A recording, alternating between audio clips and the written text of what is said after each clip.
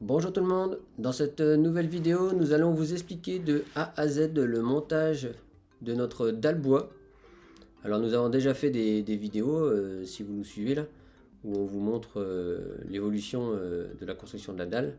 Là ce coup-ci on va vraiment rentrer dans le côté technique, puisqu'on va faire référence à pas mal de DTU comme le 31.2 forcément pour la construction de maisons en bois, le 60.1 puisque c'est sur la plomberie avec les évacuations des eaux usées.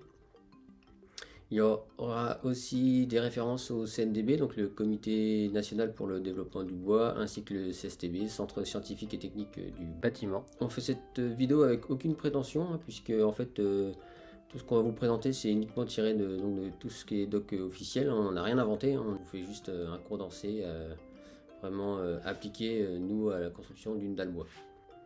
À la fin de la vidéo, il y aura également un bilan sur le coût de notre construction de la dalle bois, avec le prix au mètre carré et le prix global, ainsi que le tarif de certains matériaux comme les poutres en I ou les LVL, le prix au mètre linéaire, puisque dans quelques commentaires on a eu des questions par rapport à ça. Donc on va tout vous partager, puisque on est là pour ça, on fait ces vidéos pour ça, pour partager, et avec la plus grande transparence. D'ailleurs vous verrez, je vous montrerai carrément notre tableau avec toutes les factures qu'on a pu avoir. Voilà, allez, bonne vidéo. Bon bien voilà, la pose de lisse basse est enfin terminée. J'ai mis au total on va dire une journée et demie à le faire. Mais parce qu'on a voulu avec le frère être très précis, avoir moins de 2 mm d'écart de niveau partout. On s'est même embêté sur certaines à raboter la lisse basse, comme ici par exemple. Là-bas aussi, dans l'angle.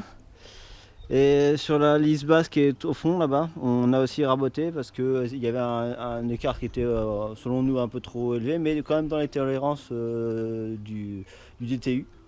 Mais bon, on a voulu vraiment être bien précis comme ça, on part sur de bonnes bases et après on est tranquille, on se soucie plus de rien. Donc, alors la lisse basse, on les a posées en règle générale avec du goujon de 8 par 120. Vous me verrez sur la vidéo utiliser des goujons un peu plus longs, mais c'est parce que j'avais du stock. Donc le seul souci c'est de creuser un peu plus profond. Pour tout ce qui est pose des goujons, alors bien sûr les lisses basses sont posées bien sûr sur une bande d'arase anti-capillarité.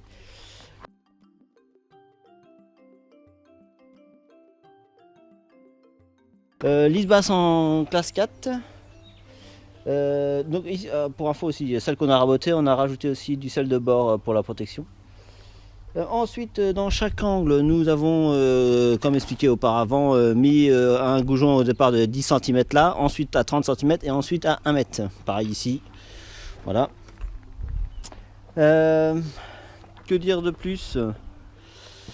Et que maintenant que c'est terminé, on va attaquer le gros du gros, la dalle bois. Donc le bois est là-bas, prêt à être posé. Donc ça, ce sera dans une prochaine vidéo. Voilà. Donc voilà, je viens d'installer les solives de rive, enfin presque toutes. Maintenant pour les liaisonner, on va utiliser des vis Simpson, des 5,6 par 127. On va en mettre 3 à chaque angle.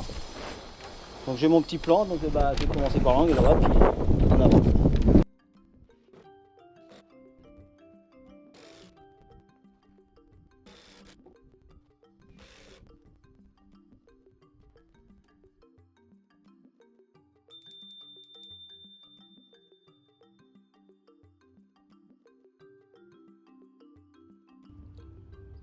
Comme vous pouvez voir sur la vidéo, donc on a notre LVL de rive, voilà. Ensuite on a une poutre en I qui situe à 22 cm du bord extérieur au bord extérieur ici, là. Ça fait 22 cm, de façon à ce qu'on ait le mur et la solive qui repose entièrement sur les deux, donc sur la LVL et sur la poutre en I, pour que les charges soient bien reprises. Ensuite, comme on peut voir ici au niveau en fond là, on a donc un tasseau qui fait 39 par 45. Donc pourquoi 39? Parce que c'est l'épaisseur de la membrure là, de la poutre en I, et donc ce qui permettra après de reposer le caisson dessus sur les deux, sinon le caisson basculerait. Ensuite il suffit de fixer par des pointes de 90 tous les 30 cm le tasseau là, qui est en Douglas, donc classe 3 naturel. Et voilà, et on fait ça dès qu'on est parallèle à une LVL en rive. Voilà.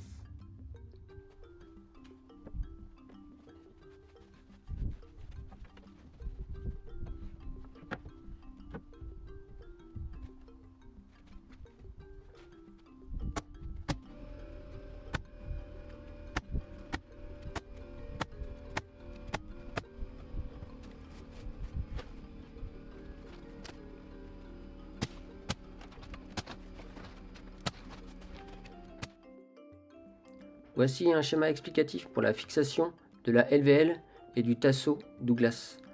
Donc pour le tasseau, il faut mettre des pointes donc, de 90 mm espacées tous les 30 cm. Ensuite pour la LVL, pour la fixer à la classe 4, on met des pointes donc, espacées tous les 60 cm en lardant. Et on met également des pointes espacées tous les 60 cm à l'horizontale pour qu'elles traversent la LVL et qu'elles viennent se prendre dans le tasseau Douglas. Maintenant, quand les poutres en I viennent à la perpendiculaire de la solide rive. Pour fixer la solide rive, vous devez utiliser des pointes de 90 espacées de 60 cm en lardant. Et pour la fixation de la poutre en I, clouage par minimum 3 pointes dans la poutre en I. Attention, pas de pointe dans l'âme.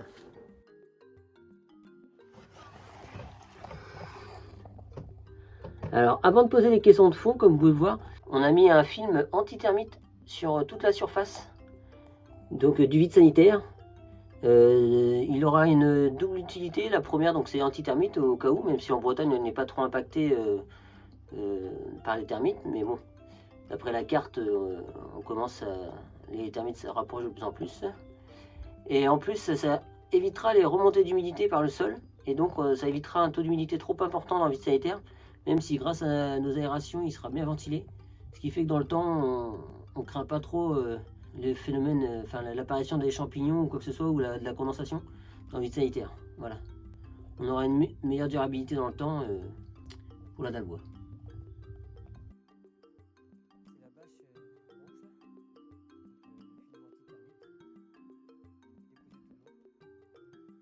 Là, il a déposé des OSB là, sur la dalle. En fait, c'est parce qu'il est en train d'utiliser le pulvérisateur là, pour mettre du sel de bord en fait, dessus, pour faire une petite couche fine, histoire de protéger encore plus les OSB, même si c'est de l'OSB 3, hein, qu'on n'aurait pas forcément besoin. Mais comme ça, au moins, ça protège bien. Voilà. Donc voilà, donc on a mis du film anti-thermite partout. Le DTU 31.2 impose une hauteur de réservation minimum de 300 mm, mais nous on va se fier au CNDB qui lui préconise 45 cm minimum si polyane sur vide sanitaire non accessible ou 80 cm pour vide sanitaire accessible et risque de termite. Comme on est entre les deux, nous on est parti sur environ 60 cm. On va vous présenter ce qu'on a fait pour rigidifier l'ensemble des poutres au niveau de la salle à manger, et plus précisément de la cuisine, puisque le centre en gros de la maison c'est la cuisine. Et en fait mon frère a rajouté, hop, je vous montre, a rajouté des poutres en I entre les poutres en I d'ailleurs, donc elles viennent en perpendiculaire là. On voit bien ici là, hop, comme ça ici là, tout le long. Et en fait pourquoi à cet endroit là? Alors déjà parce qu'on a une grande portée en premier lieu, et aussi parce qu'en fait à cet endroit va se situer notre îlot central qui va faire 3 mètres de long, et donc ça apporte du poids supplémentaire. Donc afin de rigidifier et surtout pour éviter le déversement des poutres en I, on a mis ces renforts là. Voilà. Voici la notice technique du constructeur qu'on peut récupérer sur internet pour le renfort des âmes et le nombre de vis qu'il faut mettre dans chaque renfort.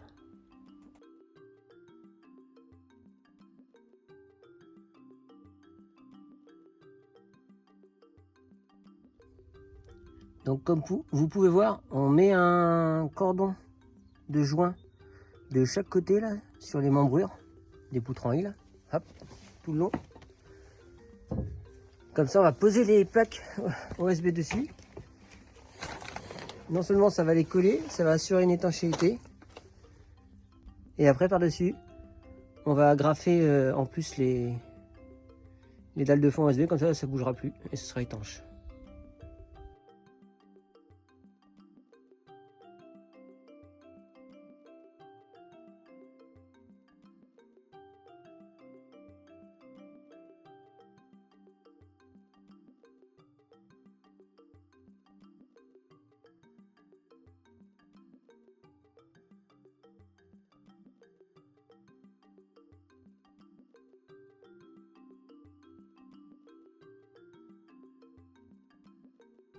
Concernant les évacuations des eaux usées, je vous donne les règles générales à respecter. Pour plus de détails, il y a de très bonnes vidéos faites sur YouTube comme sur la chaîne LJVS. Dans notre cas, pour respecter la norme DTU 60.1, plomberie sanitaire pour bâtiment, nous avons utilisé des tuyaux de diamètre 100 mm avec un point de fixation par collier tous les 80 cm. Comme stipulé dans une vidéo, on a eu pas mal de casses de collier car c'est fragile.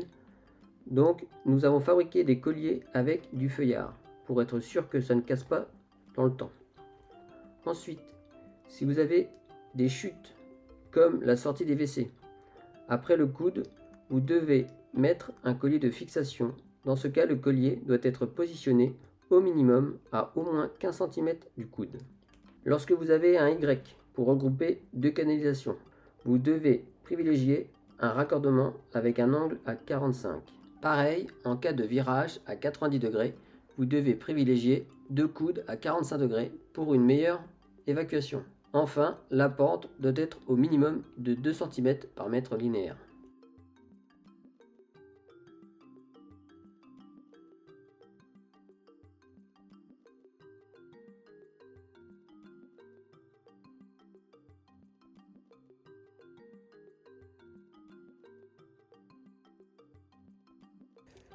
Donc l'isolant qu'on voit ici là, hop. Donc en fait ça correspond en gros à 22 cm, soit la largeur des murs. Alors pourquoi un isolant comme ça en périphérie? Et pourquoi en laine semi-rigide? Tout simplement pour éviter les ponts thermiques et surtout que dans le temps, si on avait mis que de la boîte de cellulose, dans le temps la boîte de cellulose a tendance à s'affaisser et donc au final ça aurait créé un pont thermique. Puisque en fait, en s'affaissant dans le temps, on aurait, la boîte de cellulose aurait peut-être diminué, il y aurait peut-être eu un petit vide d'air de 2 cm. Mais le vide d'air, ce serait jusque à la dalle. Ce qui fait qu'on aurait une petite lame d'air qui aurait fait un pont thermique voilà, par rapport à la dalle. Donc en mettant de la laine de bois semi-rigide, on est sûr qu'elle ne va pas se tasser dans le temps et donc on est tranquille. Et ensuite le reste, ce sera rempli avec des caissons parce que là c'est pas grave. Si la boîte de cellulose se tasse, la petite lame d'air qui fera 1, 2, 3 cm, vu que c'est une lame d'air où l'air ne circule pas, ça joue un rôle d'isolant en plus. Donc voilà.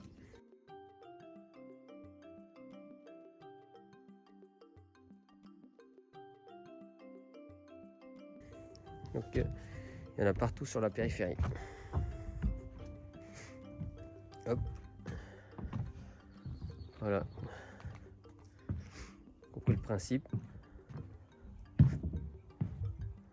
Il a fait ça avec sa table à découper. Super efficace avec la lame.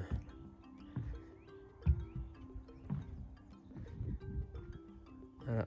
Et maintenant il va pouvoir passer à la pose du pare-vapeur. Alors voilà comment mon frère va procéder pour poser le pare-vapeur.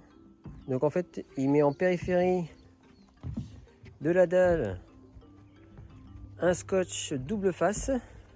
Hop. On en met un à l'intermédiaire aussi. Et comme ça après hop il va dérouler sur le double face. Comme ça il tiendra un minimum le temps de mettre les autelets, d'agrafer. Et après on mettra les dalles OSB par-dessus. Enfin il mettra les dalles OSB par-dessus pour bloquer l'ensemble le temps de mettre la ouate de cellulose. Donc voilà le principe, hop, on pose, on met les plaques pour protéger en même temps. On agrafe à chaque, hop, pour tendre un minimum. Comme ça, quand on mettra la siphation, ça bougera pas trop, même si on mettra les plaques par-dessus. Voilà. Hop.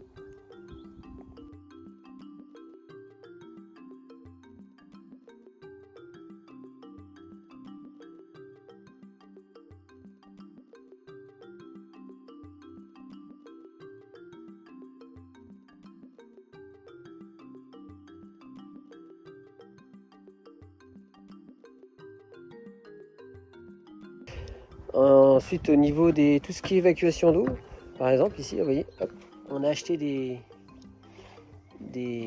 patchs exprès là où on vient rentrer le tuyau dedans. Hop, on voit bien ici. Voilà. Bon, ici, on a mis des patchs plus du scotch à gogo. Ici, on a un patch exprès. Voilà. Voilà. Et c'est terminé pour le pare-vapeur. Alors, mon frère est en train de faire la ouate de cellulose. Pour cela, il utilise une machine à carder relié à un tuyau, forcément. Hop. Et il remplit au fur et à mesure les caissons. Voilà. Pour le remplissage des caissons, c'est tout simple. Il suffit de faire un trou dans le pare-vapeur, d'insérer le tuyau jusqu'au fond du caisson, puis d'insuffler la ouate de cellulose. Voici ce que cela donne en zoomant. On voit bien la ouate de cellulose qui est insufflée dans le caisson. Afin de bien répartir la ouate et d'obtenir un compactage suffisant, il suffit de venir tapoter sur le film par vapeur. C'est le moyen le plus efficace qu'on a trouvé. Et pour être vraiment sûr, nous avons même ouvert un caisson pour observer le compactage.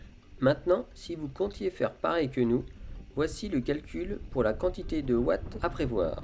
Nous avons utilisé 170 sacs à 10 kg, soit 1700 kg. En surface au mètre carré, après déduction du bois et de l'isolant périphérique, nous avons environ 115 mètres carrés. Avec une hauteur de caisson de 300 mm, cela nous fait 34,5 m3, soit au total pour 1700 kg de watts divisé par 34,5 m3, on a 49 kg par mètre cube de watts de cellulose. On est donc entre l'insufflation et l'épandage manuel. C'est ce qu'on visait à la base. Voilà pour notre retour d'expérience. Je reviens sur le pare-vapeur. Les bandes de pare-vapeur doivent avoir un recouvrement entre elles d'au moins 10 cm. Ici sur la vidéo, nous avons insufflé de la ouate de cellulose. On a donc dû percer le pare-vapeur. Afin de retrouver une étanchéité parfaite, nous avons recouvert les trous par une bande de pare-vapeur que nous avons ensuite scotchée. Voici un autre exemple d'une bande de pare-vapeur scotchée pour boucher les trous engendrés par la ouate de cellulose. Nous passons maintenant à la pose des dalles OSB, ici en 22 mm avec rainure et languette. Pour rappel, la norme impose des rainures et languettes pour un plancher afin d'avoir une bonne rigidité, contrairement aux dalles OSB pour les murs qui peuvent être à bord droit. Nous aurions pu mettre des dalles en 18 mm, mais afin d'avoir une meilleure rigidité, nous avons opté pour du 22 mm. Concernant la pose, les dalles doivent reposer sur au moins 3 appuis. Et la mise en œuvre se fait à joint décalé, pose à coupe de pierre ou pose de type parquet.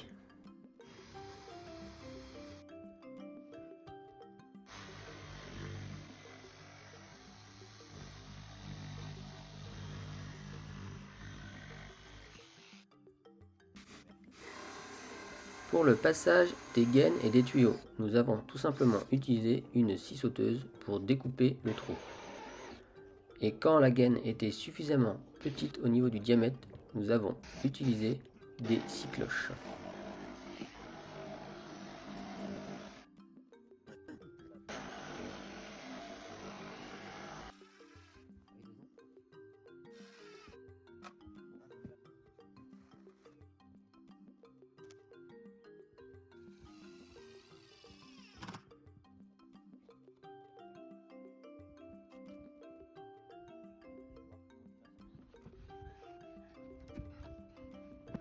Je vais maintenant vous expliquer le principe de fixation des dalles OSB. Avant même la fixation, nous déposons du joint PU40, donc du mastic colle, dans la rainure. Il permettra d'obtenir une bonne étanchéité à l'air et à l'eau par la même occasion. Toujours d'après le DTU 31.2, entre les panneaux, un jeu fonctionnel de 4 mm doit être maintenu. Nous allons maintenant évoquer la partie fixation. Que ce soit avec des pointes annelées torsadées ou des vis, vous devez respecter des écartements.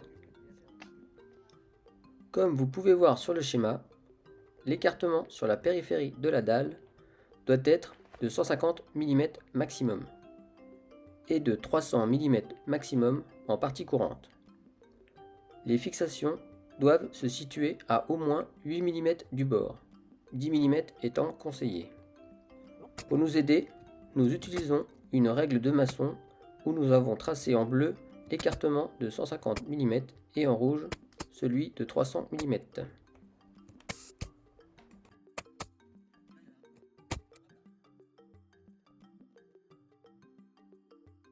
Attention, pas de compostage du panneau. L'enfoncement max de la tête, de la pointe ou de la vis doit être de 1 mm. Concernant les vis, elles doivent avoir un enfoncement minimum de 25 mm dans la solive. Et pour les pointes, un enfoncement minimum de 35 mm.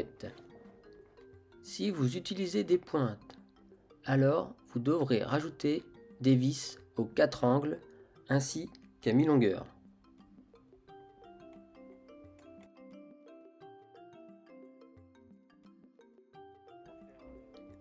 Et voilà, c'est terminé pour la dalle bois. Nous avons juste rajouté en plus du mastic colle PU40 pour s'assurer d'une parfaite étanchéité à l'air et à l'eau.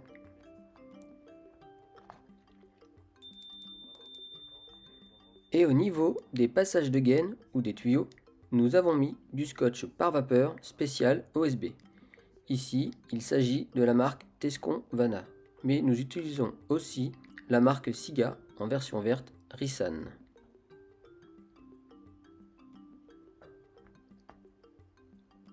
Enfin, si vous n'avez pas la possibilité de protéger le plancher des intempéries, la fixation par clouage et vissage doit être faite en 2 temps. 1/3 lors de la mise en place et 2/3 après la mise hors d'eau et le séchage du bâtiment avant la pose du revêtement.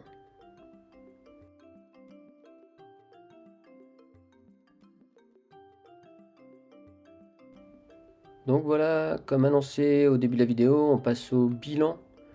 Donc au coût de la construction de notre dalle bois. Donc nous on a fait un fichier là sur un tableur quoi, où on reprend tout ce qu'on achète, par exemple le matériel, voilà, combien il nous a coûté, tout ça, on fait calcule tout pour avoir à la fin vraiment un bilan sur ce que nous a coûté la maison. Donc par ici, par exemple il y avait le garage, bon ça on vous l'avait déjà montré dans une vidéo combien ça nous avait coûté. Et sinon au niveau de la dalle bois, on y vient. Donc elle nous a coûté 13 787,51 €, soit au prix au mètre carré, ça revient à environ 105 € au mètre carré. Et ça comprend tout bien sûr, hein, des lisses basses en classe 4 jusqu'à l'isolant et les OSB, hein, tout compris. Et maintenant je vais aussi vous montrer donc les tarifs qu'on a eu nous sur les différents matériaux, puisque ça nous a été demandé dans les commentaires, donc on vous le présentera à chaque fois. Donc là ici pour la dalle bois, et on fera également pour les murs et puis pour la toiture dès qu'on pourra. Et donc nous on a fait confiance donc à une scierie, donc Pelletier Bois, donc il y en a plusieurs en France. Et donc au niveau des tarifs, donc par exemple pour les classes 4 en 220, ça nous revient à 7,43 € hors taxe, donc au mètre linéaire. Pour les LVL, donc c'est des LVL en 45 par 360.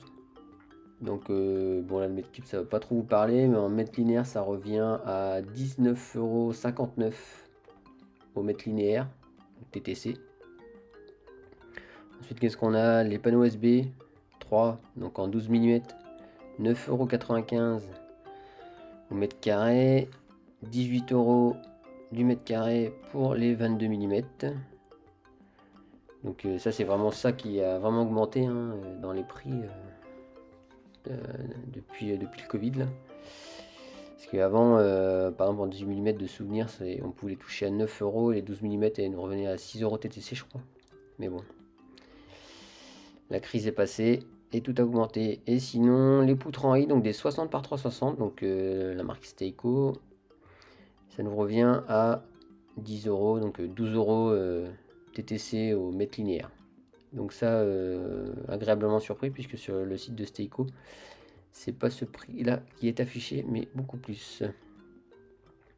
Donc voilà pour les tarifs des matériaux.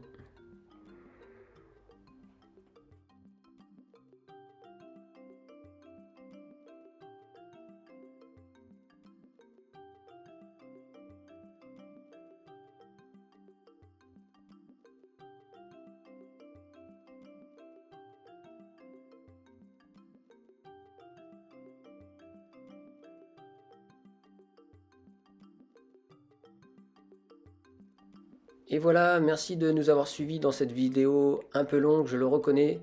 Mais bon, on voulait absolument vous partager toutes les connaissances qu'on avait acquis sur la construction d'une dalle bois. Donc maintenant, si tu as aimé la vidéo, n'hésite pas, le petit pouce bleu, ça fait toujours plaisir. Pense également à t'abonner si ce n'est pas déjà fait, ça nous encouragera à continuer nos vidéos. Et sur ce, je vous dis à la prochaine. Boujou, Kenavo!